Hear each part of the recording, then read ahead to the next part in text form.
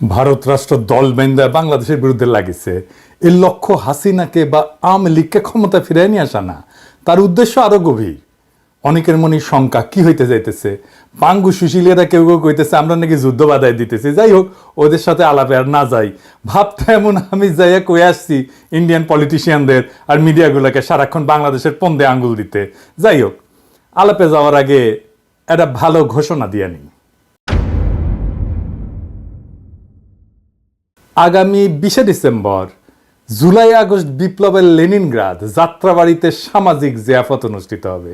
যাত্রাবাড়ির কথা মনে আছে? যাত্রাবাড়ি আমাদের প্রতিরোধ জ্বালায় রাখছিল, তারা কখনো পরাজিত হয় নাই। এবং ওই বীরদের আমরা ওই সামাজিক জিয়াফতের মাধ্যমে আমরা রিকগনাইজ করতে চাই, ওনাদের সাথে সেলিব্রেট করতে চাই রাজপথের যোদ্ধাদের নিয়ে। হ্যাঁ, 10টা গরু ফেলাবো, হিন্দু ভাইদের জন্য খাসির ব্যবস্থা থাকবে, বিপ্লবের র্যাপ সঙ্গীত হবে, কাওয়ালি হবে, আহত আর শহীদ পরিবার সবাই থাকবেন ওইখানে।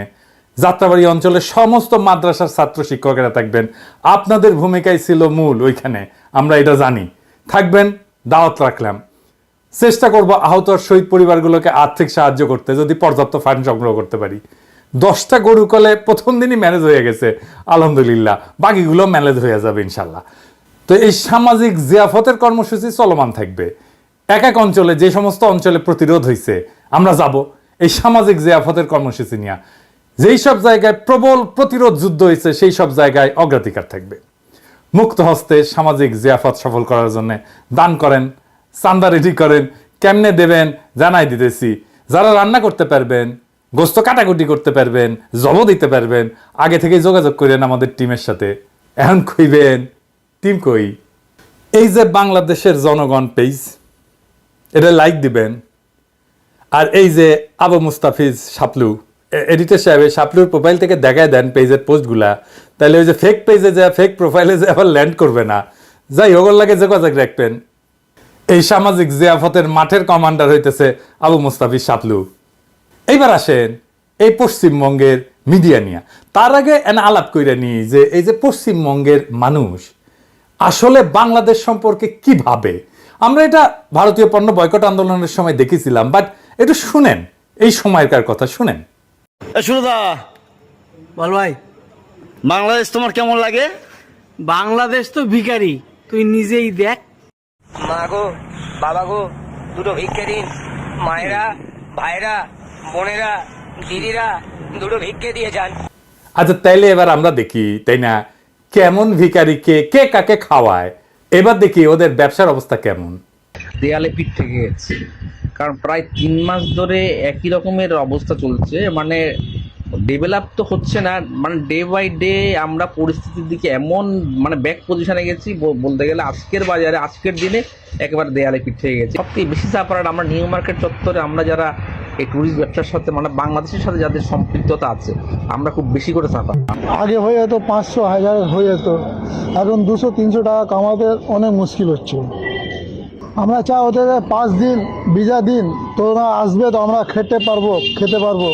ওদের জন্য আমরা খেতে পারছি না ভালো। बांग्लादेश से आ रहा नहीं है तो थोड़ा हम लोग को परेशानी हो रहा है। पर हम लोग का भी रिक्शा वाले लोग का थोड़ा हो जाता, दाल रोटी चलता ही वो लोग आता है, तो इस वजह से वो लोग नहीं आ रहा। तो अभी हम लोग को भी दाल रोटी তো অবস্থা তো খুবই খারাপ, ঠিক আছে। যেটা আগে চলছিল এই এরিয়াটা আপনি মনে করেন মার্কো স্ট্রিট, সদর স্ট্রিট, আর আপনার যে এরিয়াটা আছে এই সবাই বাংলাদেশি উপরে ডিপেন্ড করে। কিন্তু এখন আপনি দেখতে পাচ্ছেন এদিকে মানে হোটেলে দেখুন, তারপরে কাপড়ে যেটা দোকান আছে, খাবারের দোকান যেটা আছে, সবাই মানে একটু অবস্থা খারাপ আছে। এটা আপনার টোটালি মানে বাংলাদেশি উপরে ডিপেন্ড করছে, তাহলে একটু অবস্থা খারাপ আছে, এই জন্য বাংলাদেশি না আসছে। ব্যবসা ক্ষতি হচ্ছে 70-80%, 70-80% ক্ষতি হচ্ছে গত 4 মাস থেকে। তখন থেকে এখানে সমস্যা, এখানে একদম কাজ নেই। প্রত্যেক দোকান, হোটেল, যে খাবার দাবার দোকান আছে, সব বলবৎ ক্ষতি হয়ে গেছে। সমস্যা তো অনেক আছে। আমাদের যতগুলো রুম আছে 90% তো ইনভ্যালিড, মতলব ভেকেন্ট নেই, খালি আছে। 10% out of 100%, only 10% we are providing the business. আর এটা দেখেন কি অবস্থা, ওদের হোটেলগুলোর অবস্থা কি সেটা দেখেন। তো মানে মার্কেট স্ট্রিটের ব্যবসাও একদম বসে পুরো ব্যবসা শেষ, পুরো শেষ। মার্কেট স্ট্রিটের যত ব্যবসা সব শেষ। হোটেল বলেন, ট্রাভেলস বলেন, এই রোডে চলার রাস্তা জায়গা পাওয়া যায় না। এখন দেখছেন পুরো ফাঁকা, মানে একটা লোক দেখা যাচ্ছে না। এর থেকে আরো বেলা হবে দেখবেন, এখন তো একটা দুটো বাস আছে, কিছু বাস আছে, লোক আছে, তারপরে তো আরো কিছু দেখা যাবে না। সন্ধ্যাবেলা একবার এসে দেখেন মনে হচ্ছে একদম শুনশান, একদম মানে কবরস্থান হয়ে গেছে। তো বাংলাদেশ থেকে কত লোকজন আসছে তাও এখন? এখন মানে ধরে নিন 10%,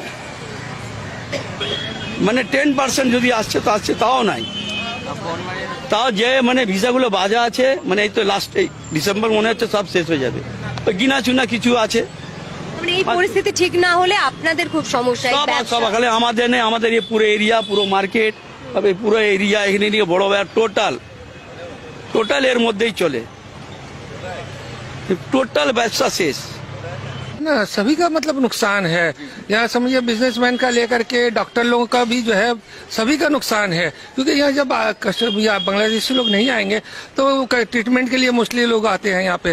हाँ, अगर नहीं यहाँ पे ट्रीटमेंट होगा, नहीं डॉक्टर लोग देखेंगे तो फिर क्या है, उन लोगों को भी तो नुकसान है।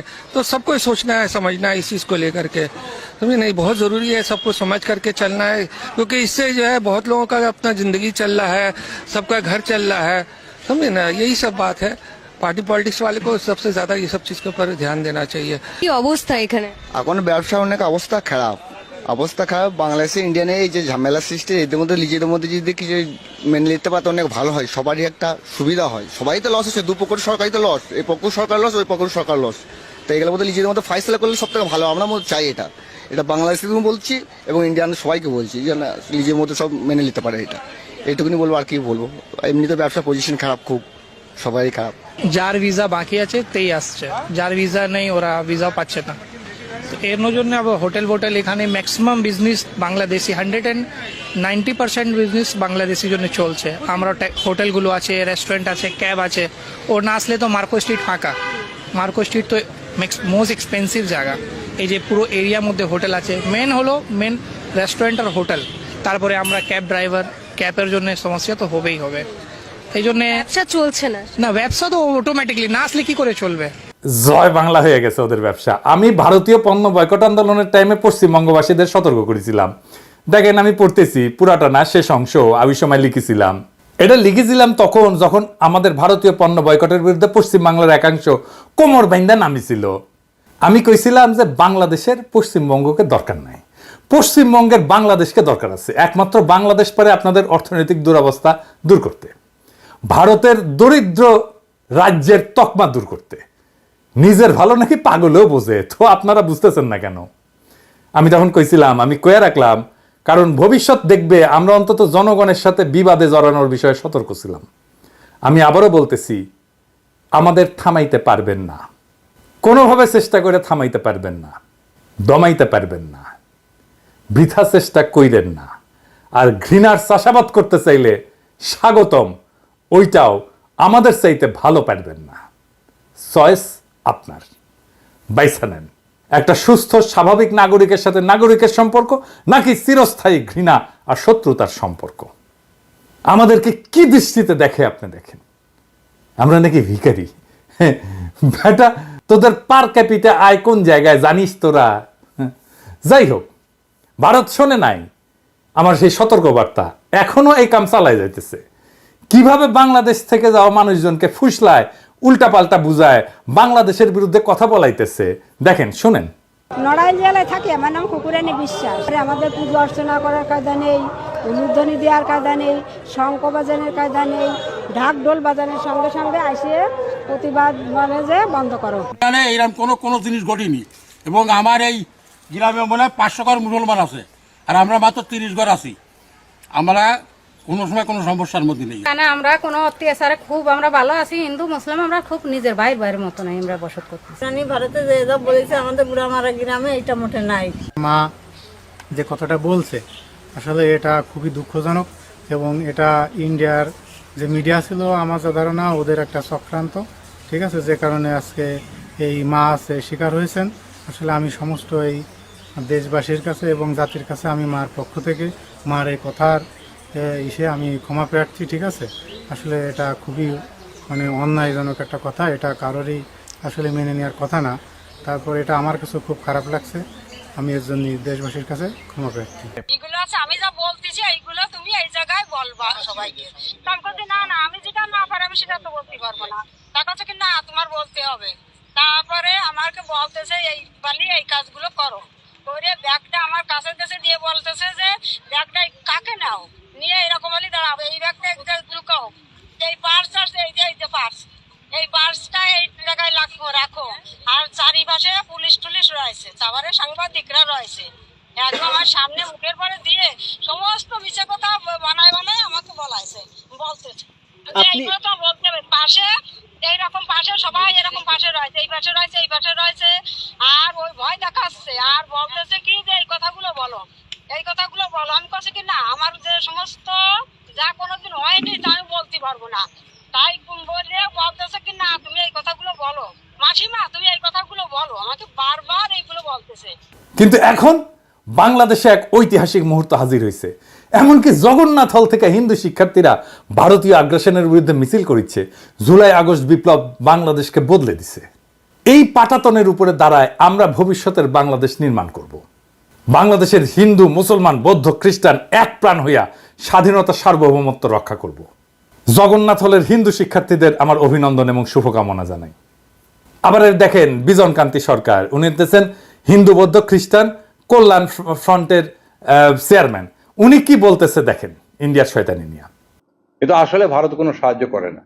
আমরা মনে করি যে ভারত যদি এই মায়া কান্নাটা না করে তাহলে আমরা ভালো থাকবো। তাদের খুব ভালো লাগে না আওয়ামী লীগের পতনটা, বরং আওয়ামী লীগ হিন্দুদের মন্দির ভাঙে, মন্দিরে কোরআন শরীফ রাখে, গোলমাল লাগায় এই আশায় যে মানুষ মনে করবে জামাত বিএনপিরা এটা করতেছে। আমরা এই আবেদন বিশ্ব সম্প্রদায়ের কাছে অবশ্যই আমাদের আছে, কিন্তু আমাদের নেইবার তো ভারত এবং আমাদের ভারতের সাথে একটা সম্পর্ক আছে, কারণ আমাদের দেশের অনেক মুসলমান ভারত থেকে এসছে, অনেক হিন্দুদের আত্মীয় স্বজন ভারতে আছে। প্রতিনিয়তই ভারত বাংলাদেশের এই যে অবস্থাটা এটা আমরা ভুলতে পারি না। এবং হিন্দুরা মনে করে যে আমরা যদি অসুবিধায় পড়ি এই আওয়ামী লীগ এটা চালু করে যে ভারত আমাদের সাথে আছে, তোমরা যদি অসুবিধায় পড়ো ভারত তোমাদের সাহায্য করবে। তবে একটা বিষয় আমরা একটু স্বীকার করি, ভারতের মিডিয়াতে শুধুই বাংলাদেশ বিরোধিতা এটা সত্য না, সর্বাংশে সত্য না। আজকে আমরা ভারতের মিডিয়াতে একটা ভিন্ন বয়ান দেখব, শুনেন। গত 15 বছর ধরে শেখ হাসিনার সরকার এক স্বৈরতন্ত্রকে দেশের ওপরে চাপিয়ে দিয়েছিল।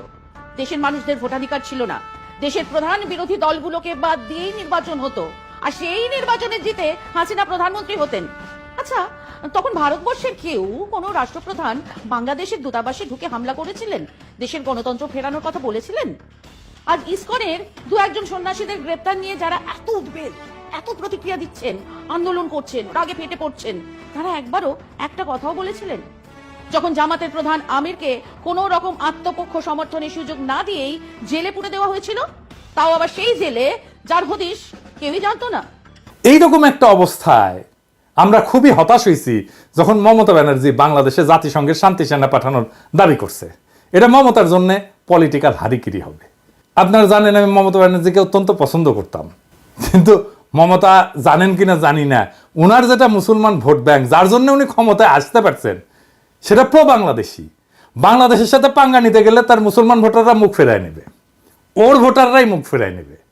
এমনিতেই কলকাতা সুশীল শ্রেণীর ডাক্তার মেয়েটার ওই যে মৃত্যু নিয়ে সেটা আছে, আর বাংলাদেশ নির্ভর বিজনেসের যা অবস্থা তাতে শুধু মমতা না পুরা ভারত নাকে খত দিয়া বাংলাদেশের সাথে সম্পর্ক উন্নত করতে আগে আসবে।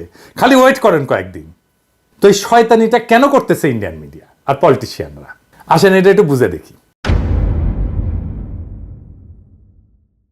ভারতের জন্য বাংলাদেশ ছিল একটা দুধেল গাই, খালি দুয়াইতো দুধ দুয়াইতো আর খাইতো। ভারতের পত্রিকাতে আসিছিল যে বাংলাদেশ থেকে ইন্ডিয়া যে রেমিটেন্স পায় সেটা চতুর্থ। যে দেখেন ইউএই মানে ইউনাইটেড আরব আমিরাত সেটা 1 নাম্বার, আমেরিকা 2 নাম্বার, সৌদি আরব 3 নাম্বার, আর বাংলাদেশ 4 নাম্বার। আপনি চিন্তা করতে পারেন একটা দরিদ্র ক্ষুদ্র প্রতিবেশীতে কি মজা। এটা তো শুধু চাকরি না, বাংলাদেশের সমস্ত ব্যবসা, আলু পেঁয়াজ বিদ্যুৎ আইটি সব জায়গায় আমরা খুঁজতে খুঁজতে দেখি কি যে নামে ফরাসি কোম্পানি কাজ করতেছে ইন্ডিয়ান কোম্পানি। যে আমাদের ন্যাশনাল আইডি আছে না, এটা প্রিন্টিং, এইটা আবার 3 কোটি আইডির কার্ডের প্রিন্টিং এর কাজ হবে। এইটা খুঁজে খুঁজে দেখলাম এটা ফ্রান্সের সেলফ কোম্পানি এই কাজটা করে আর কি। এই সেলফ কোম্পানি ফরাসি কোম্পানি আমরা খুঁজে দেখলাম না, কোম্পানি ফরাসি ঠিকই আছে, কিন্তু কামটা করে সব ইন্ডিয়ান, বুঝেছেন? সামনে ফ্রেঞ্চ কোম্পানি, পিছে ইন্ডিয়া। অথচ বাংলাদেশে অনেক কোম্পানি আছে, ন্যাশনাল আইডি কার্ডের মতো কার্ড মেলা তারা ছাপাইতে পারে অনেক কম দামে, অনেক যোগ্য। একটা কোম্পানি না, মেলা কোম্পানি আছে। মেট্রো রেলের ডিসপ্লেতে দেখেছেন না হিন্দি লেখা, নানা ওয়েবসাইটে টাকার বদলে রুপি লেখা, এগুলো দেখেছেন না? কারা করতো? ইন্ডিয়ানরা করতো। আমরা ভারতীয় পণ্য বয়কট আন্দোলনে যা বুঝলাম যে ইন্ডিয়া থেকে পেঁয়াজ আনার দরকারই নাই, তাও এমন একটা ধারণা তৈরি করা হয়েছে যে ইন্ডিয়ান পেঁয়াজ ছাড়া আমাদের খাওয়া হয় না। আদানিকে দেওয়া হইলো এমন বিদ্যুতের একতরফা কন্ট্রাক্ট যেটা আবার পায়রাকে দেওয়া হয় না। দেখেন কয়লার দাম বেশি, তার সাথে 15% সুদ, যেটা পায়রাতে নাই। আবার ইউনিট প্রতি কয়লার খরচাও বেশি। ইন্ডিয়ানদের ধারণা ওদের সাহায্য ছাড়া বাংলাদেশ টিকে থাকতে পারবে না, উল্টা বাংলাদেশ ছাড়া ইন্ডিয়া টিকে থাকতে পারবে না, না খেয়ে মরবে। দেখেন না, দেখিচ্ছেন না, কান্নাকাটি শুরু হয়ে গেছে। তো এইটার জন্য কি করতে হবে? এই যে মধু পাচ্ছিল, কি করতে হবে? হাসিনা ক্ষমতায় রাখো, কিছুই করতে হবে না। হাসিনা মাইরা কাইটা সাফা কইরা ফেলবে দেশের মানুষকে। তার বিরুদ্ধে যত রাজনৈতিক লড়াই হবে সারা দুনিয়া বলবে এরা জঙ্গি, এরা ইসলামী মৌলবাদী। এটা কাজ করতেছিল। কেন করতেছিল কয়া দিই, যদি ভুলে না যায়। কারণ পরিবর্তিত পরিস্থিতিতে জ্বালাই কইরা নেওয়া দরকার। আমেরিকা বুশের আমলে মুসলমানদের বিরুদ্ধে নিছিল একটা পলিসি, সন্ত্রাসের বিরুদ্ধে অনন্ত যুদ্ধের পরিকল্পনা, মানে সারা দুনিয়া মুসলমান পিটাবে। এইটা সে সারা দুনিয়া ছড়ায়। ইন্ডিয়া কয় আরে আমরা তো সেই 47 সাল থেকে কাশ্মীরে ইসলামী জঙ্গিদের বিরুদ্ধে ফাইট দিতেছি, হামাক নাও, আমি মারিচ্ছি মুসলমানদের। হাসিনা কয় আরে আমরা তো সেই 1971 সাল থেকে এই জঙ্গিদের বিরুদ্ধে ফাইট করিচ্ছি, হামাক নাও। এই যে দেখো না জামাত, ওই তো জঙ্গি। আমেরিকা কয় আসো, তুমি আসো, তাই তুমি তো ছুডো, তোমার বড় ভাই ইন্ডিয়া দেখবে তোমাকে, ওর কথা মতো চইলো, আমার তো এত টাইম নাই। তো এভাবে শুরু হইল হাসিনা ইন্ডিয়ার সংসার। প্রথম ভাতারা ছিল কংগ্রেস, তারপর কংগ্রেস ক্ষমতার থেকে পাশে লাথি দিয়া মোদি হটায় দিল, হাসিনা তালাক হইল। হ্যাঁ, কিন্তু ইদ্যৎকাল শেষ হওয়ার আগেই মোদির লগে নিকা বসলো। এটা দেশের মানুষ ঠিকই বুঝিচ্ছিল যে হাসিনার ঠিকানা হইতেছে মোদির বিছানা। এটা করে দেখান না কি কি স্লোগান দিছিল আমার ক্ষুদ্র ভ্রাতার ভগিনীরা, বিপ্লবী ছাত্র জনতা। শোনেন।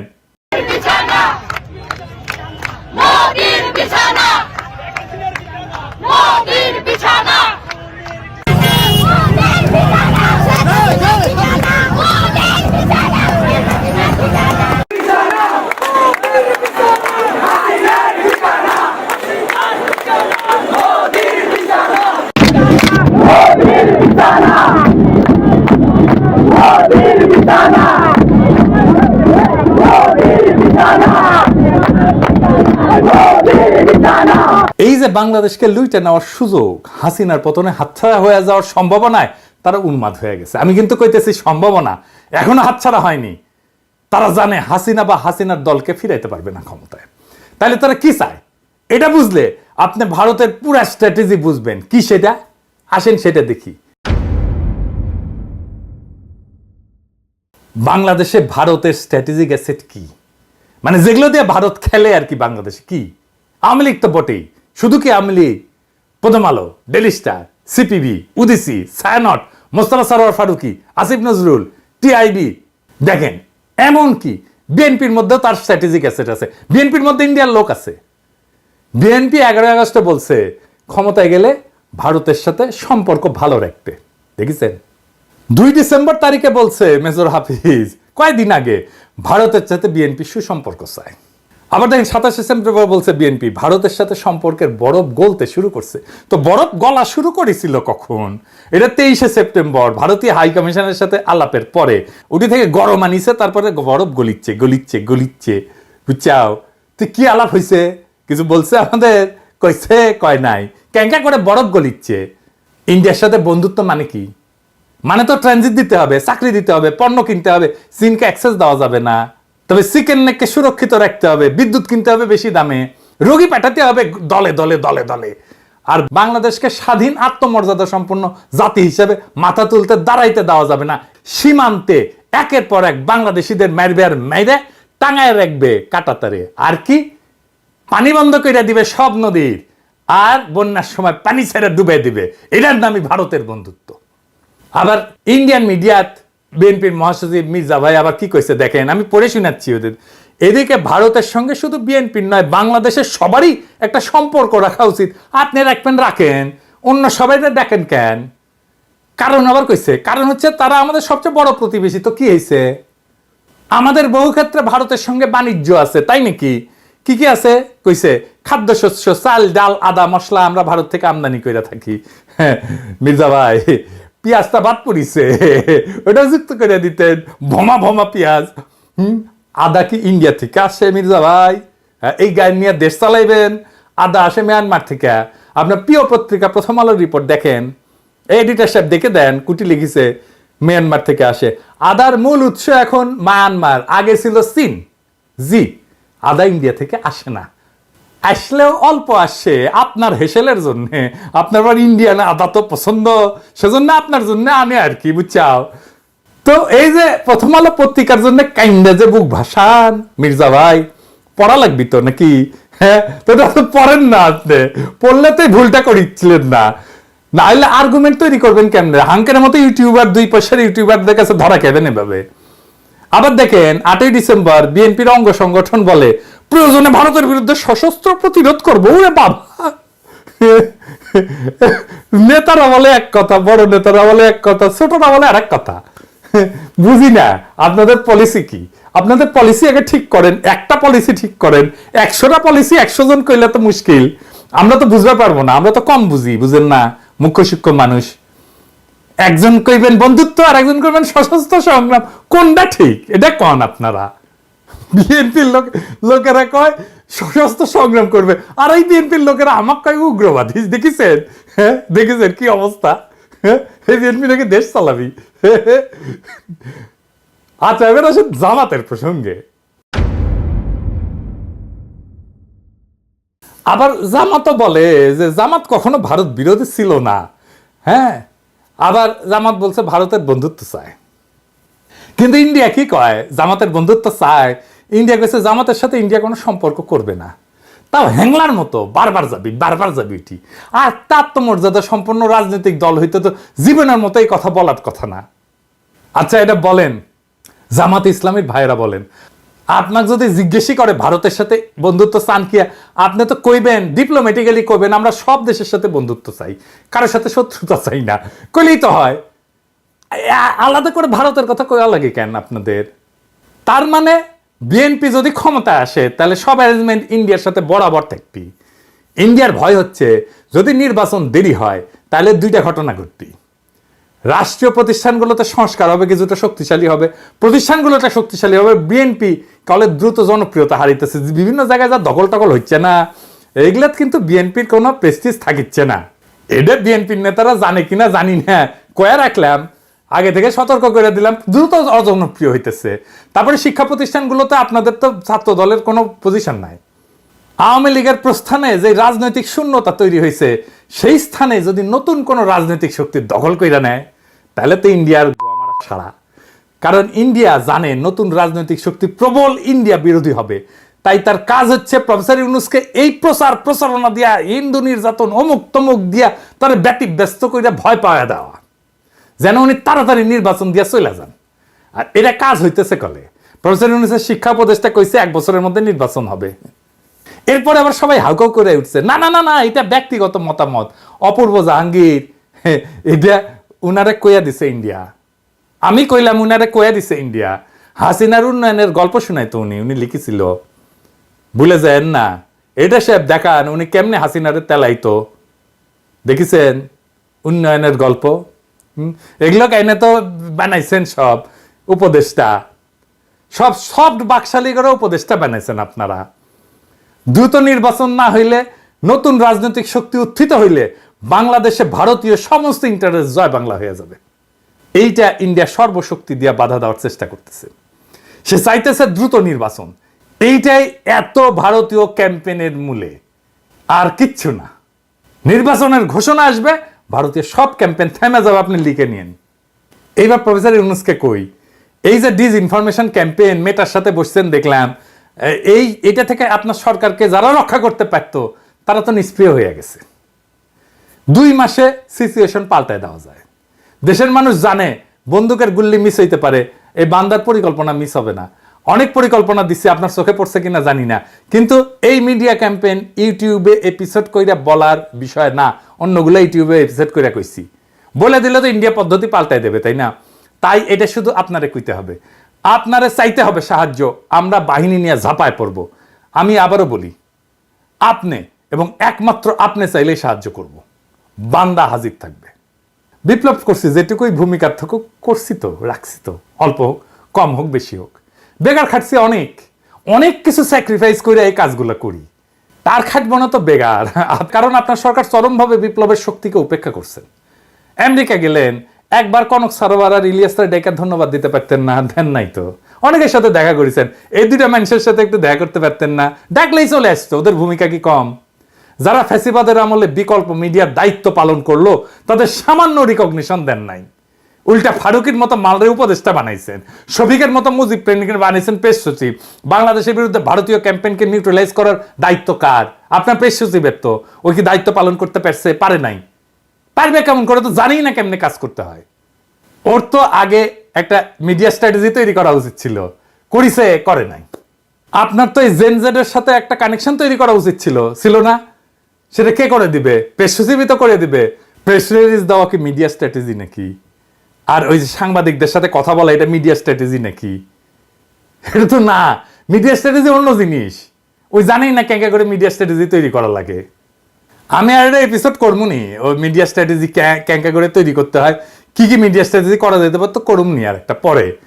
তবে আপনি এই ইন্ডিয়ান ডিসইনফরমেশন এটারে ফাইট দেওয়ার জন্য যা যা করা দরকার, আমরা 2 মাসে আপনার পরিস্থিতি চেঞ্জ করে দেব, কথা দিলাম।